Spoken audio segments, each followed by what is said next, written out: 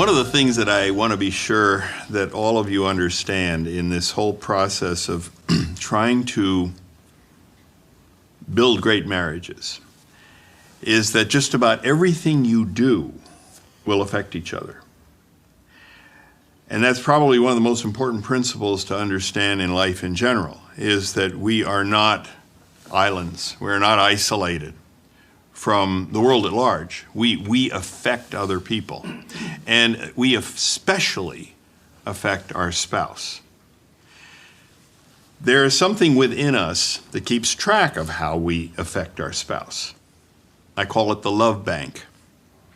It's the way our emotions keep track of the way people treat us. Everybody that you know has an account. Somebody that you meet on the street where you don't even know their name has an account. It's an unnamed account, but you know who it is. When they do something to make you happy or make you feel comfortable, love units are deposited. If they do something to make you feel fairly good, 2 or 3 love units might be deposited. If they do make something that makes you feel sensational, you might deposit as many as 10 or 12. But the basic idea is that however people affect you positively, love bank deposits are made. The same thing can be said about people who make you feel bad. When they do something that brings you down, that makes you unhappy, love units are withdrawn from their account. So if you're just simply uncomfortable being around with them, they don't seem to care that much about you, but they're not doing anything all that mean, 3 or 4 love units might be lost from their account. But if they do something that really is upsetting, 10 or 11, 12, 15 love units might be withdrawn at that time. Now, the reason I'm mentioning this to you is because that's what happens in your love banks with each other. That basically every day there are deposits and withdrawals being made in your accounts. Now, you may have noticed that your spouse mentioned that to you on occasion. Is that true? Has your spouse ever told you that that you've been making withdrawals? Might not have put it that way. Might have said, you know, what you did upset me. Has that ever happened? Yeah. Yes. Time or two. What that is notification of a withdrawal. Now, how about a deposit? Do they ever tell you when you're making deposits? Yes. Mm-hmm. Yeah. That's notification that you're making deposits, and it's something that you should probably repeat again in the future. On the other hand, when your spouse says you've done something that bothers them and you made withdrawals, you should avoid doing that. Now, is that what you do? A lot of couples, when they hear something from their spouse and say, you know, what you did really upset me, what do a lot of people do with that information? What do a lot of men do especially?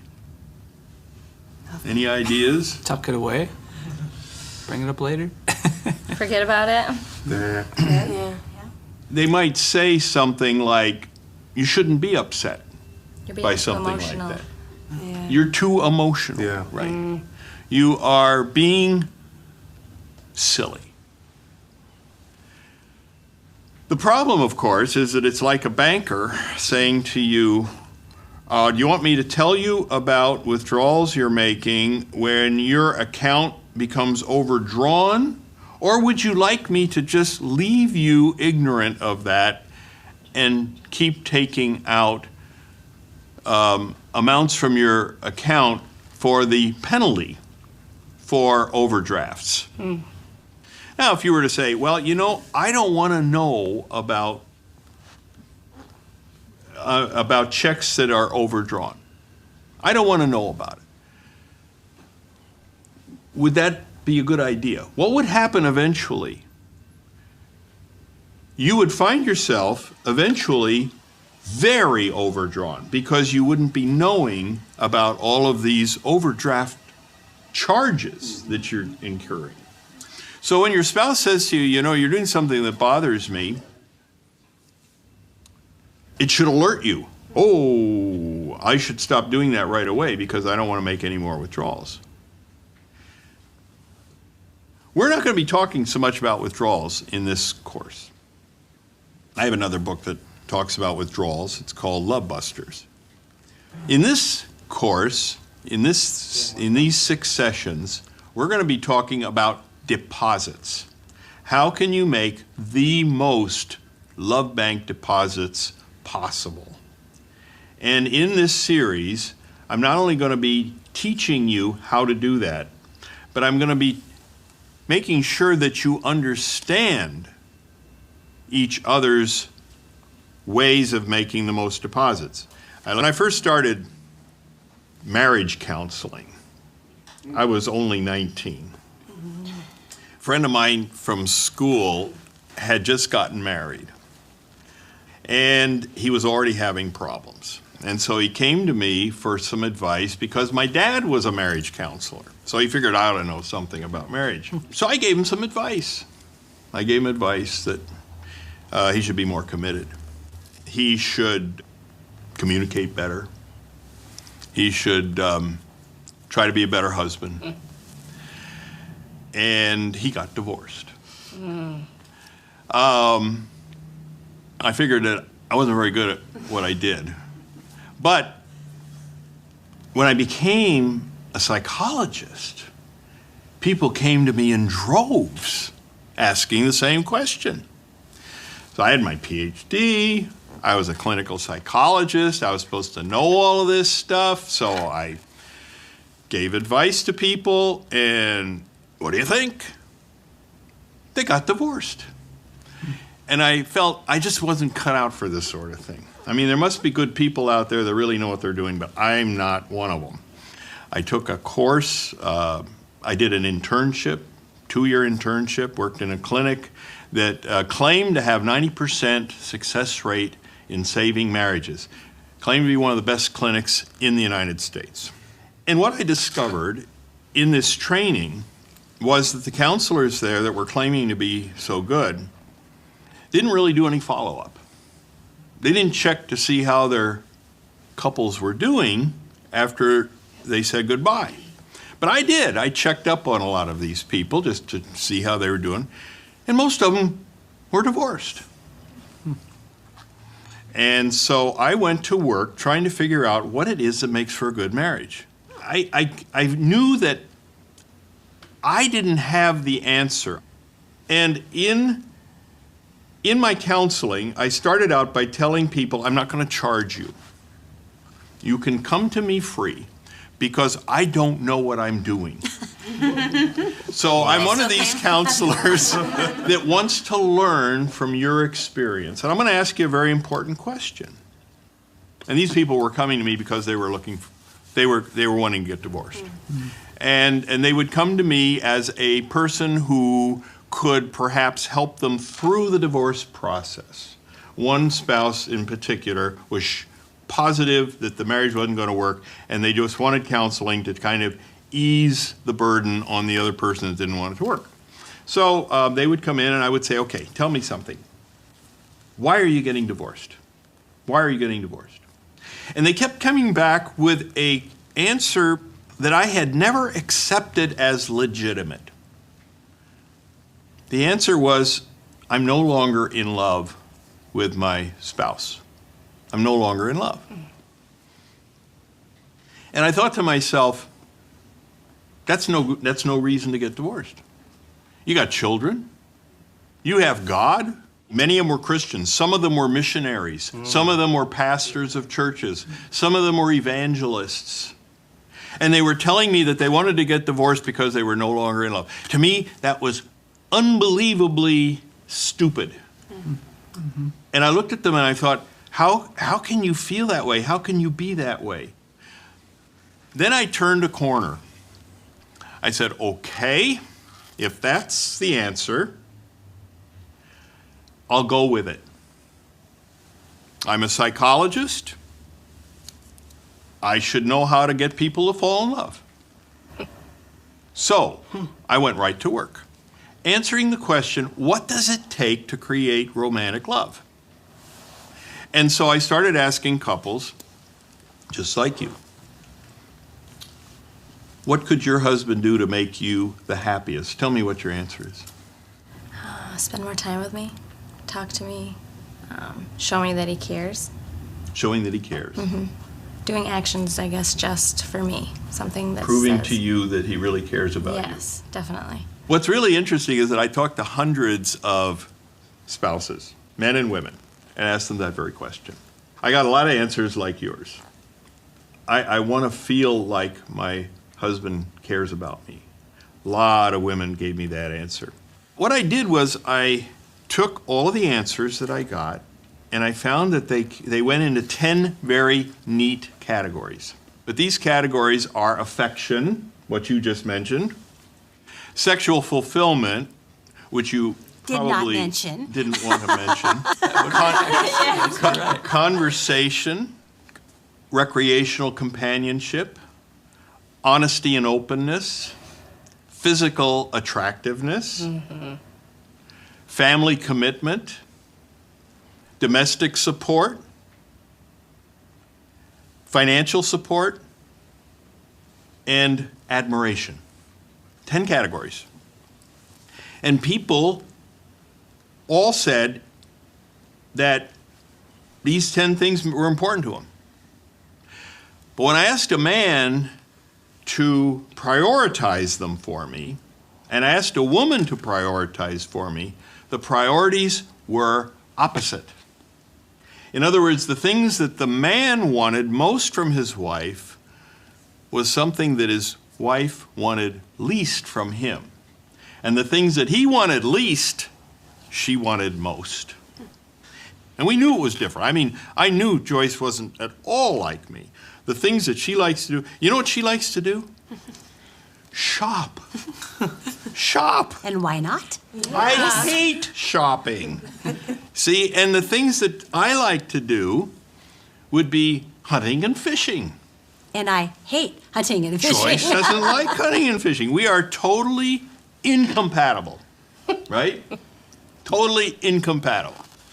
How can we be happily married when we have so different an approach to life and feel so different? Well, we had asked each other, what can I do for you to make you happy? And she would say, what can I do for you to make you happy? And we did it for each other. Now, what I've decided to do is, okay, I'm going to make it easy for people that are coming into me wanting to get a divorce. I say, I'll tell you what I'll have you do. If you simply do what I tell you to do for 3 months, I guarantee you that you will not want a divorce. Because I've discovered something very important. And that is, no one I have ever counseled, ever in my entire life, and I've counseled thousands of couples, no one has ever wanted a divorce when they're in love. They might have all kinds of problems, but if they're in love, nobody's talking about divorce. So I said, my job is to get you to be in love with each other within 3 months. And when that happens, you'll be in love and you won't want to get divorced anymore. So, but you have to do what I tell you to do. You have to do exactly what I tell you to do. If you don't do what I tell you to do, this isn't going to work. And so, do you know what happened to my counseling profession? I became a phenomenal counselor. People came from all over to see me. I was teaching at the time, and I was so stacked up with people that wanted to see me for marriage counseling that I quit my teaching job so that I could be a full-time counselor. Again, remember, I'm a clinical psychologist. I know how to help people with depression. I know how to help people with anxiety. I know how to help people with all kinds of emotional problems. But I found that by focusing my attention on marriage and being very successful at what I did, I could help them with their emotional problems. And I've been doing it ever since.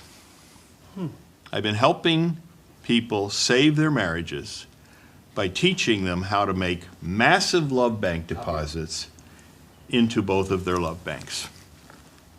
Would you like to do that? Yeah. Yes. Would you like to make massive love bank deposits? Yes. Now, my argument is this. All you have to do in your marriage is have her madly in love with you, and you will have achieved the most important objective in marriage, the one that God wants us to achieve. He wants us to have a passionate marriage. She will be very passionate. And if she is in love with you now, she is very passionate. I am in love with him. I'm very passionate. And you are very passionate. See, that's how it works.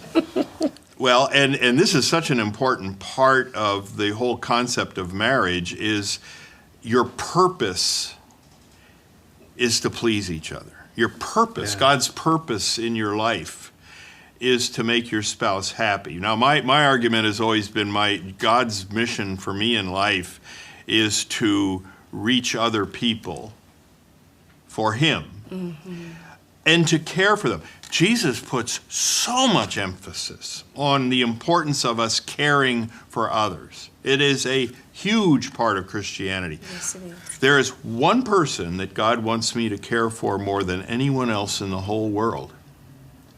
It's this woman standing next to me, sitting next to me right now. She is the one that I have been designated by God to care for the rest of my life. And if I'm doing a good job, she will be passionately in love with me. It's not only the measure of me knowing that I'm doing a good job, but it's also the reward for me doing a good job. There's nothing better than having a beautiful wife like Joyce, who is passionately in love with you. Wouldn't you say that? You're embarrassing me. I do have a question. When you were working and talking with these couples, and I don't know I hope this makes sense, did the occupation of the husband and the wife, did it make a difference? Yeah, occupation does make a big difference, but the crucial factor in occupation is, does it prevent you from meeting each other's emotional needs? Whatever your occupation might do for you personally or might do for your family in terms of income is useless if your marriage is not passionate. And so many occupations that I deal with are occupations that take people away from each other. Right. With my program, you have to meet each other's emotional needs. That's goal number one in life. Then your career comes next, deciding on whether or not you're able to do it with the career you have. So you can, make adjustments. But it's interesting to have an outside observer who is objective about your situation, who wants you to be happy. And he'll say to you, do what I tell you to do, and you will be happy. But when you first see it, it just doesn't seem to work that way. You think to yourself, I'm going to be miserable if I do this. Because you have to change a way of life. But by making that change, you end up being happy.